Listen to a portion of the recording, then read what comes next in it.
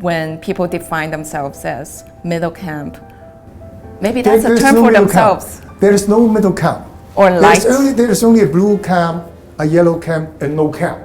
You may say that you are light yellow, but that doesn't mean that you are in the middle or light blue. Maybe some people haven't made up their mind that which camp do they belong, or they're still observing. Then they have no position in politics.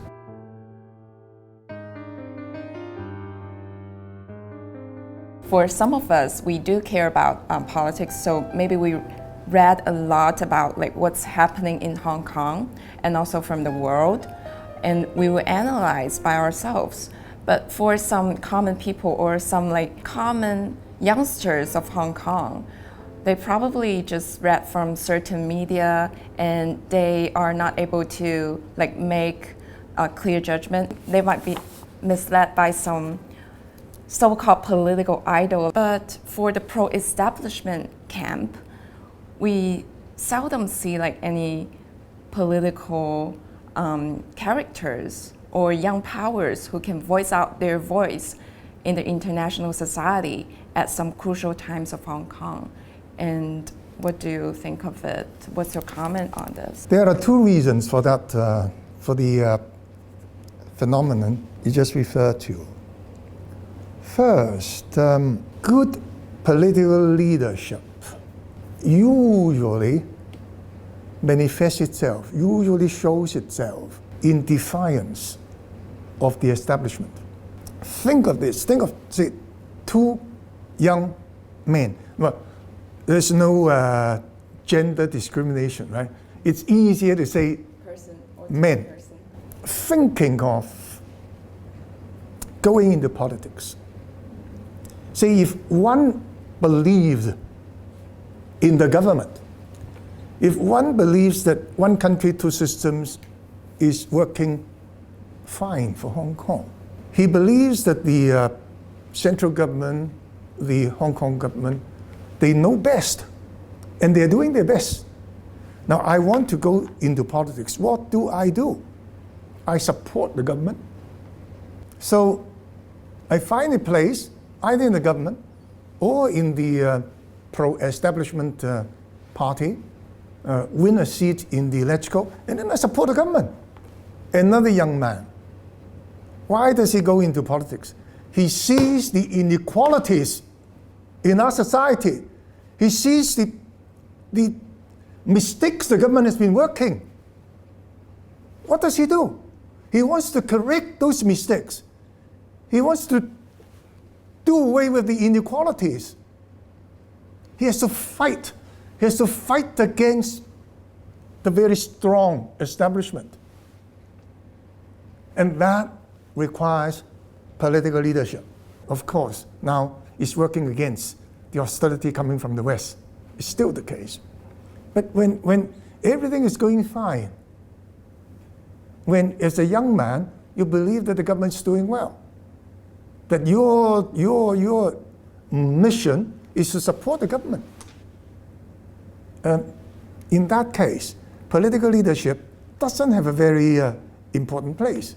So you divided some young people into two different types. Some of them sees what China does is for the best for Hong Kong, and some of them sees the needs of the general public. What if some young people are kind of like both? Now, you observe the difference between these two groups of people. People joining the DAB are those who sort of, let's say, they are satisfied with the current system. They are leading a good life actually, and they want to sort of, build up their own career at the same time contributing to society. Their vision is a better Hong Kong, better integration between Hong Kong and the mainland, right? Development in the Greater Bay Area and so on. The other, the young people who have joined the more radical groups, they believe that this government is colluding with the big businesses, right?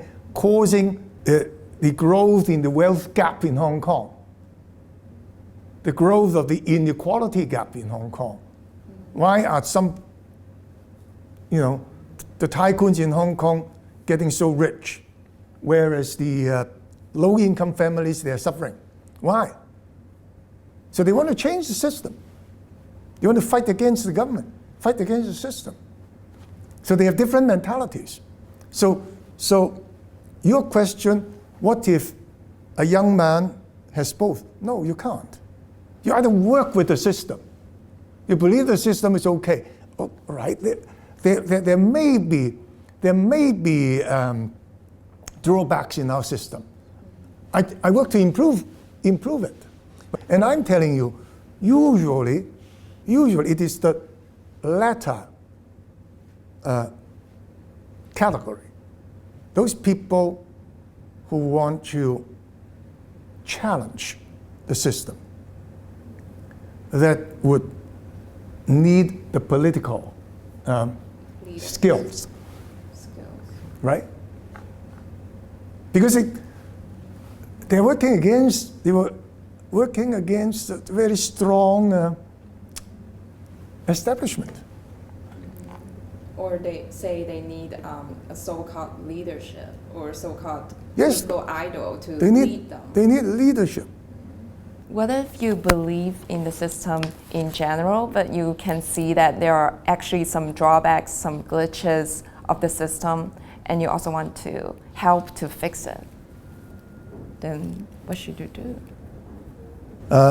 I believe the dilemma or the paradox of the pan-democrats in the Legislative Council. They're against the system. And yet, they want to be, inside the system to promote changes.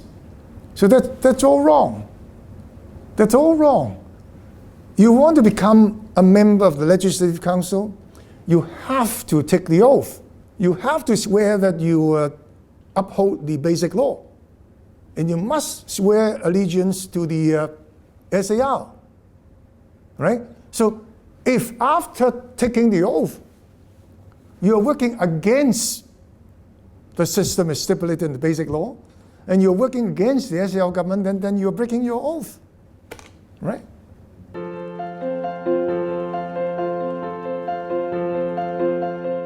What happened last year during the social unrest?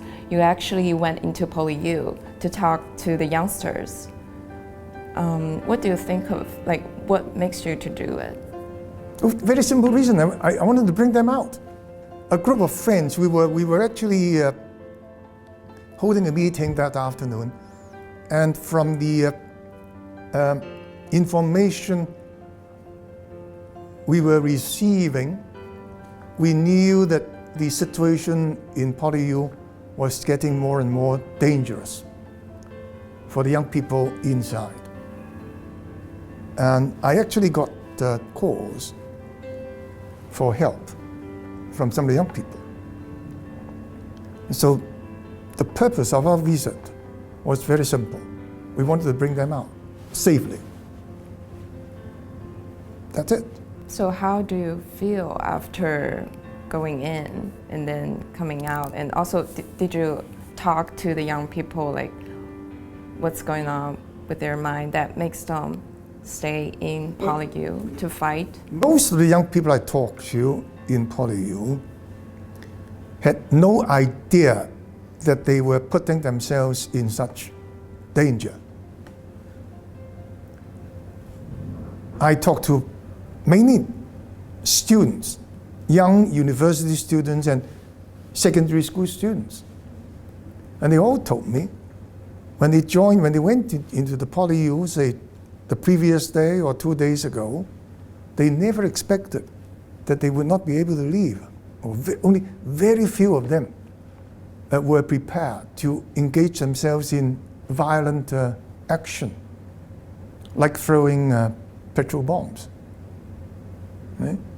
Many of them told me, we simply came in to support the protesters, to show them our support. And then suddenly they found that they couldn't leave, and many of them were in a panic actually. So, and when I talked to them, I saw their hesitation.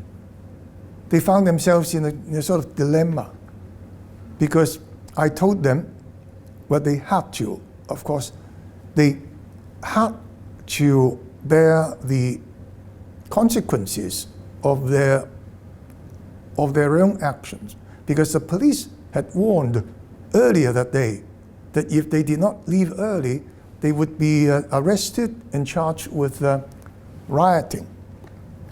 And they knew that that would mean maximum penalty 10 years imprisonment. Many of them asked, well, if we follow you and leave the campus, are we going to be arrested and charged with rioting? I said, that is a possibility. I could not sort of give them the false impression that they could leave with us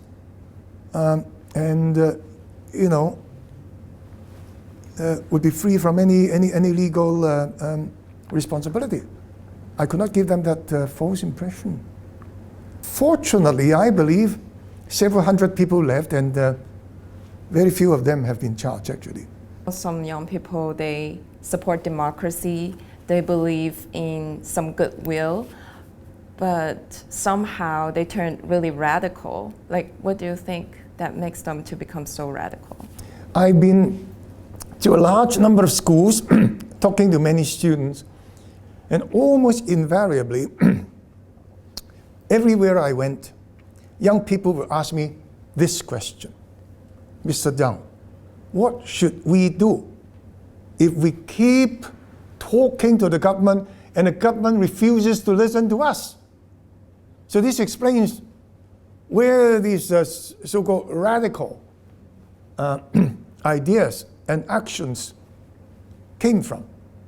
They believe, these young people, they believe that nobody is listening to them, right? They believe that by sort of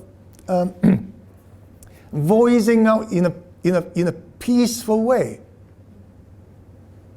they would never be listened to. Personally, do you think the Hong Kong government is actually listening to these young people or their demands? I have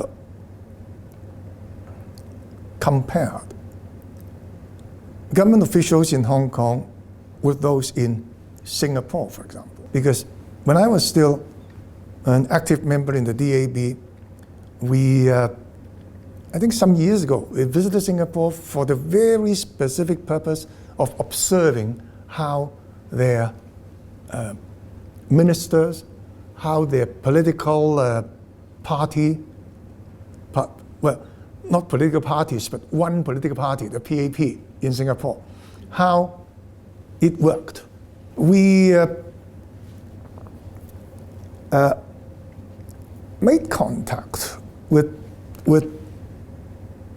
ministers in the Singaporean government. They were all elected members of the parliament. Now, Singapore has adopted the so-called parliamentary system of the United Kingdom. So all the ministers, including the Prime Minister, must be elected members in the parliament before they can become government officials. Even with their office in the government, these elected parliamentarians, they must attend Meet the People sessions regularly. So we went to one of those sessions. Well, to us, it was nothing new, because we are doing it as members of the Hong Kong Legislative Council. We have to meet the people regularly. We have offices set up, in our constituents, in our constituencies, and we have to meet people, right? They do the same in Singapore. Not only the parliamentarians, but the government officials as well. Hong Kong officials, the heads of our bureaus, or the chief executive, do they do that? No, sorry. They never do that. They don't have the proper channels of communication not only with young people, but with the general public. If you don't do it regularly, you can't do it. If the chief executive said, now let us go to the people. Let us go meet the people. You arrange a visit to one of the public housing estates. But there was a time when the Hong Kong government first introduced what they call the accountability system. Actually, when they first changed the top officials in the various bureaus from civil servants to political appointees, that was back in the year 2002. The first chief executive, Tung Chee-hwa, did that. Well, the original idea was these political appointees should set up these neighborhood offices. These offices at various points in the territory. And they should go there regularly to meet with people. They never did that.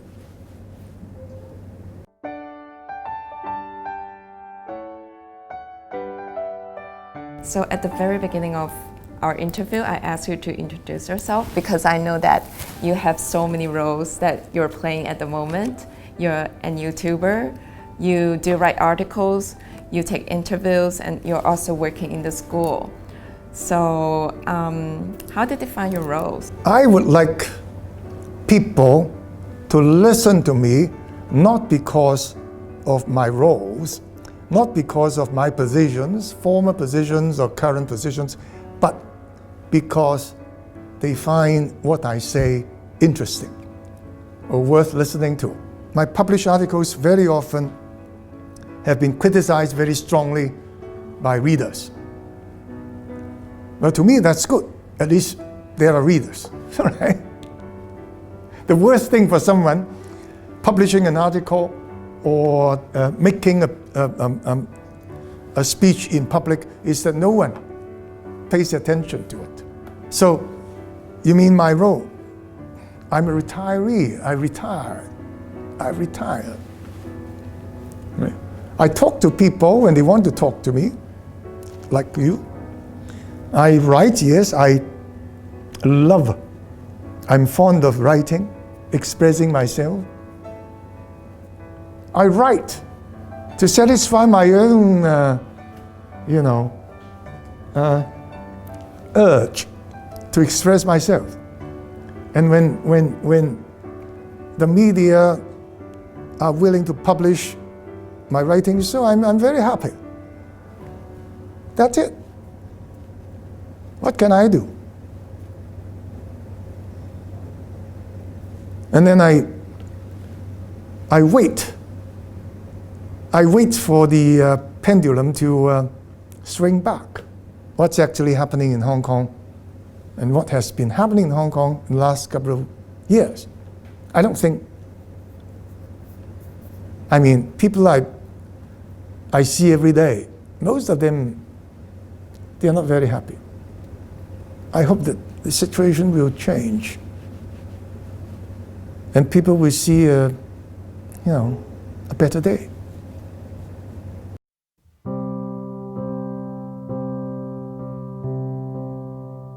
Then what's your comment on the political environment of Hong Kong in recent years? Like only from your point of view? Not as I used to expect. So I'm still struggling to adapt myself to this environment. Right. What did I expect? I would think that as we proceeded with one country, two systems, as we made progress in one country, two systems, people would become more confident in the system. Integration between Hong Kong and the mainland would become more fruitful, more successful, politics would, be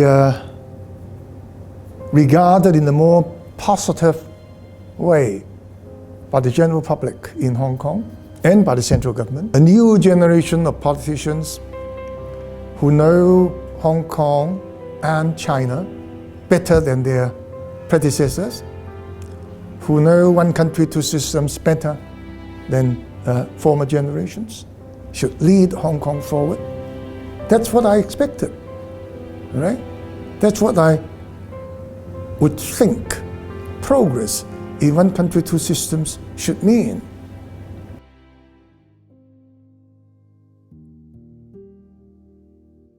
And for general public, like say teachers or students or people from all walks of life, there are certain terms in Hong Kong, right? That's only specially for Hong Kong, like the blue camp, the yellow camp, and now there's a term saying that the middle camp. When you're asked, are you blue or are you yellow? Some people would refuse to answer that, and some people would say maybe I'm in the middle, and I'm a light blue or I'm a light yellow, something like that. So do you think maybe when people define themselves as middle camp, maybe there's no middle camp. There is no middle camp. There is only a blue camp, a yellow camp, and no camp. Those people who tell you I'm in the middle camp, they don't belong to any camp at all. Which means they are not interested in politics. If you're interested in politics, if you take a stance, if you have your own views on the political issues, you must belong to one of either camp. Maybe some people haven't made up their mind, like which camp do they belong?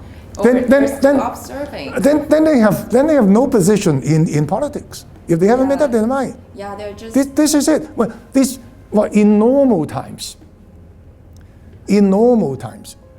a majority of the population, they don't have any interest in politics, so they have no camp. In normal times.